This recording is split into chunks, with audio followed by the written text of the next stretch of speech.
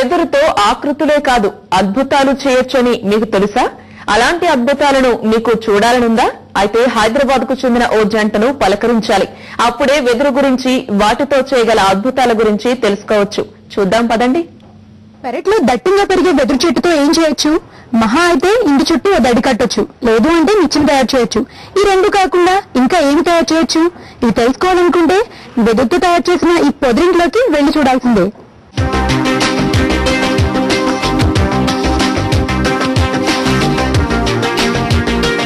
వెదురుతో 1000 కళాకృతులు సృష్టిస్తున్న ఈ జంట అరుణ్ ప్రశాంత్లు పెళ్లైన కొత్తలో ఇంటికి ఓ ఎకో ఫ్రెండ్లీ ఫర్నిచర్ కోసం వెతికి అలసిపోయి ఫైనల్ గా తమకు నచ్చిన వెదురు ఫర్నిచర్ ను తామే డిజైన్ చేసుకోవాల్సి వచ్చింది. వెదురు అలా అనాదరణకు గురవ్వడం ఆలోచింపజేసేలా చేసింది.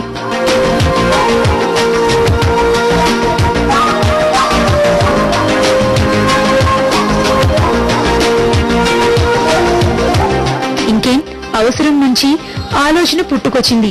వెదురును వెలుగులోకి తీసుకురావడానికి కంకణం కట్టుకున్నారు. ఫర్నిచర్ కోసమే అనుకున్న తర్వాత మాత్రం బ్యాంబూతో ఫామ్ హౌస్లు, ఎకో ఫ్రెండ్లీ నిర్మాణాలు చేపట్టడం మొదలెట్టారు. దేశంలోనే వెదురుపై పూర్తి స్థాయి ఫోకస్ చేసింది వీరిద్దరే.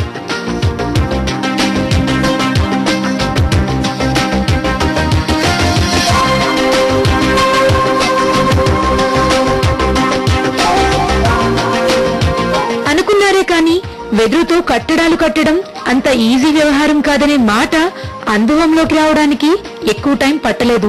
పనికొచ్చే వెదురు దొరకడం కాస్త కష్టం కావడంతో ఉత్తర, ఈశాన్య భారత రాష్ట్రాల్లో వెదురు ఉత్పత్తులపై రకరకాలుగా ఎక్స్పెరిమెంట్స్ చేశారు. Like we didn't select bamboo, maybe bamboo selected us. Like మేము అది ప్లాన్ చేసి ఏమి స్టార్ట్ చేయలేదు.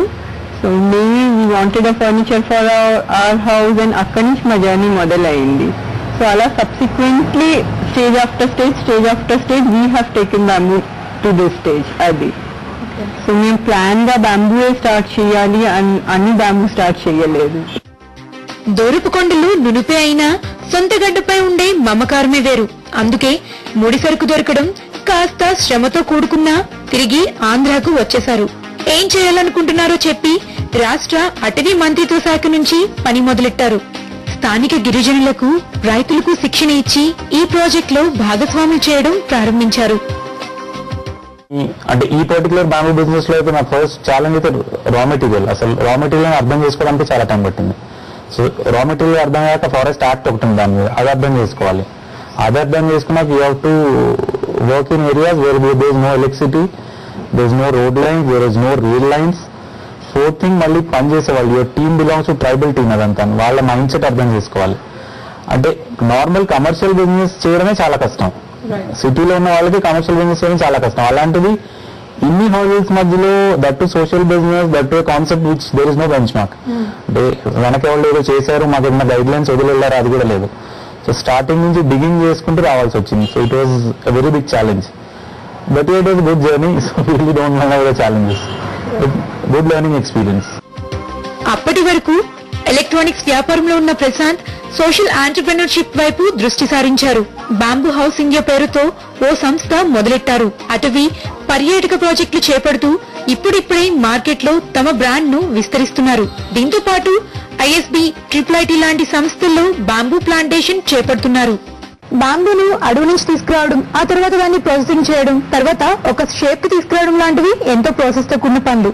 అయినా ఇలాంటి సవాళ్లను ఎంతో సంతోషంగా స్వీకరించి వాటిని ఎంతో కళాత్మకంగా తయారు చేస్తూ తమ బ్రాండ్ ను మార్కెట్ లో స్ప్రెడ్ చేసుకుంటున్నారు.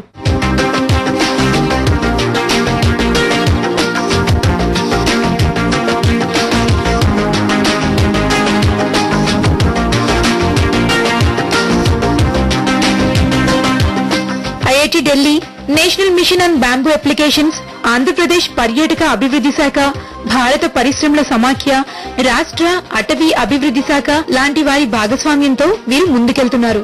ఇప్పటికే Tirupati open development authority project తో పనిచేస్తున్న వీరికి ఇస్కాన్ నుంచి ఆహ్వానం అందింది. వెదురుతో అందమైన పొదరిల్లు కట్టివ్వాలని ఇస్కాన్ వీరిని కోరిందట. వెదురు ఓన్లీ ఫర్నిచర్ రూపంగా అనుకోవటం లేదు. Actually furniture is one of the component. మా మెయిన్ ఫోకస్ మా బ్యాంబూ ఇనిషియేటివ్ వల్ల ఏంటంటే that we are able to bring to the notice of the whole country this particular grass, which has got very vast uses. Furniture oka component danto, but as well as competing with Italian furniture and all things is there, they'll always have an upper hand.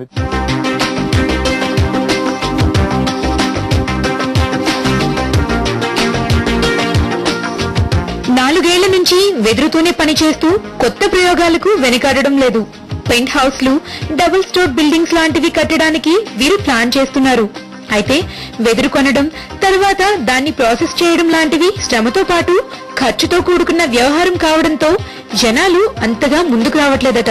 అయితే కంపెనీలు, ప్రభుత్వ రంగ సంస్థలు మాత్రం guest house, form హౌస్ల నిర్మాణం కోసం అరుణ ప్రశాంత్లతో ఎంక్వైరీలు చేస్తున్నారట.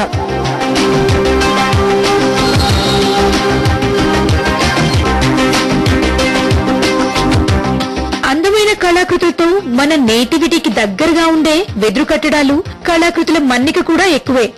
ఇదిగో వీరింట్లోనే మొదలెట్టున్న ఈ బ్యాంబూ పెంట్ హౌస్ మరో 35 ఏళ్ల వరకు భద్రంగా నిలిచి ఉంటుందట. ఇప్పటి వరకు వీటికి ఎలాంటి ప్రామాణికం లేకపోయినా ఐఐటి ఢిల్లీతో కలిసి వెదురు నిర్మాణాల నాణ్యతపై ఐఎస్ఐ లాంటి గుర్తింపుని ఇచ్చే ఆలోచనలో ఉన్నారు. బ్రాండెడ్ పెద్ద షాపింగ్ మాల్లోకి వెళ్ళి కొనాలి, ఆ మైండ్ సెట్ ఇప్పటికీ ఉంటుంది అందరికి. ట్రెడిషనల్ గా చేతితో చేసిన దానికి ఎక్కడా గుర్తింపు లేదు మన దేశంలో. బ్యాంబూ ఆర్ట్ ఒకటే కాదు, చాలా hand crafts they are in the same field. So bamboo is one of them. ఆదాయం కన్నా శ్రమ, వ్యయ ప్రయాసలే ఎక్కువగా ఉన్న ఈ సోషల్ ఆంటర్‌ప్రెన్యూర్‌షిప్ మాత్రం తమకు సంతృప్తి ఇస్తుందంటున్నారు. మరింత మందికి ట్రైనింగ్ ఇచ్చి వెదురుకు సంబంధించి మరిన్ని ఆవిష్కరించాలని వీరు తాపత్రయపడుతున్నారు. ఆదిలాబాద్, ఖమ్మం లాంటి ప్రాంతాల్లో స్థానికులకు శిక్షణ ఇచ్చి ఈ ప్రాజెక్టుల్లో పనిచేస్తున్నారు.